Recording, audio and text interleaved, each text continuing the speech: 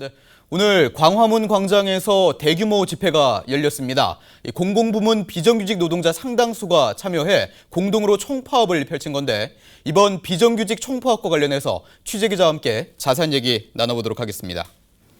자, 이정유 기자. 네. 비정규직 노동자들이 예정대로 총파업에 돌입을 했습니다. 이번 총파업 어떤 노동자들이 좀 참여를 한 건가요? 네, 오늘 총파업에 참여한 노동자들은 이 민주노총 소속인 공공부문 비정규직 노동자들입니다.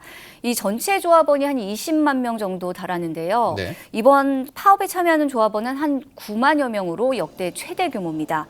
이 교육기관뿐만 아니라 중앙행정기관 또 지방자치단체에서 일하는 비정규직 근로자들인데요. 네. 이번 파업은 5일까지 진행이 될 예정입니다.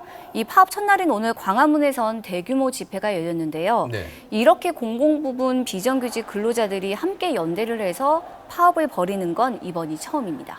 자, 지금 현장 영상을 좀 보니까 많은 분들이 좀 참여를 하신 것 같아요. 네. 이번 총파업 역대 최대 규모고 그리고 최장 기간 동안 진행이 된다고 들었습니다. 이런 파업을 벌이는 이유가 좀 궁금하네요.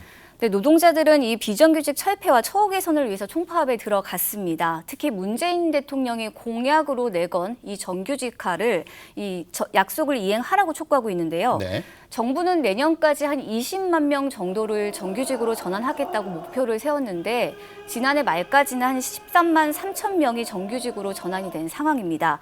하지만 여전히 비정규직 차별이 존재를 하고 있고 네. 이 정규직이 되더라도 이 자회사를 세워서 고용을 하거나 무기계약직으로 이렇게 변경을 해서 돌리는 방식이기 때문에 처우가 예전보다 별로 나아진 게 없다 이렇게 주장을 하고 있습니다. 그렇군요. 오늘 또 대규모 집회에 김명환 민주노총 위원장이 참여를 했는데요. 네. 이 위원장은 비정규직 노동자들의 실질적인 사용자 역할을 하고 있는 정부가 나서서 이 문제를 해결해야 한다 이렇게 강조했습니다. 그렇군요.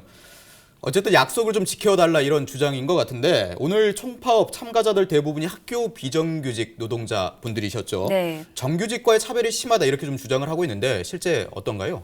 네, 오늘 전국의 학교 비정규직 노동자 한 4만여 명이 서울로 집결을 해서 이 총파업에 참여를 했습니다. 네. 이 학교 비정규직 노동자들을 보면 이 급식뿐만 아니라 돌봄 또 특수교육 분야 등 모두 100개가 넘는 직종이 있는데요.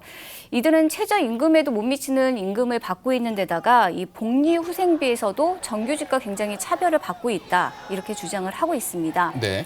이 예로 그 학교 비정규직 연대회의 자료를 보면 조리실무사의 경우 1년차 연봉이 2,430만 원인데요. 이 구급 공무원과 한번 비교를 해보면 86% 수준입니다. 더 작네요. 네, 더 작고요.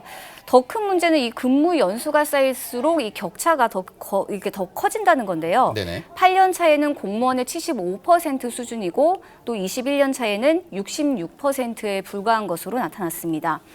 또 이들의 주장이 뭐냐면 최저임금법이 피해를 더 키웠다고 지금 이야기하고 있습니다. 네. 이 복리후생비 일부가 최저임금에 포함이 되면서 예전보다 오히려 복리후생비가 줄었다 이렇게 이야기하고 있고요. 네. 정규직 노동자들의 경우에는 이 명절마다 휴가비도 받고 또 상여금도 받고 있는데 네네. 비정규직 노동자들에게는 이런 것들이 지급이 되지 않고 있습니다.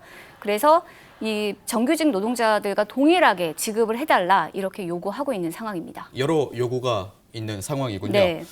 자, 이처럼 이 총파업에 좀 들어가면서 급식 그리고 이제 돌봄 대란이 우려가 됐는데 오늘 좀 현실화가 됐죠. 네. 교육당국 어떤 대책을 좀 내놓고 있는지요? 네, 학교 비정규직 노조와 교육당국은 어제 그러니까 막판까지 진짜 협상을 벌였지만 네. 결국 결렬이 됐습니다. 왜냐하면 워낙 입장 차가 컸는데요. 이 노조 측은 기본급 6.2% 인상을 요구했지만 교육당국은 1.8% 인상을 고수를 한 겁니다. 네.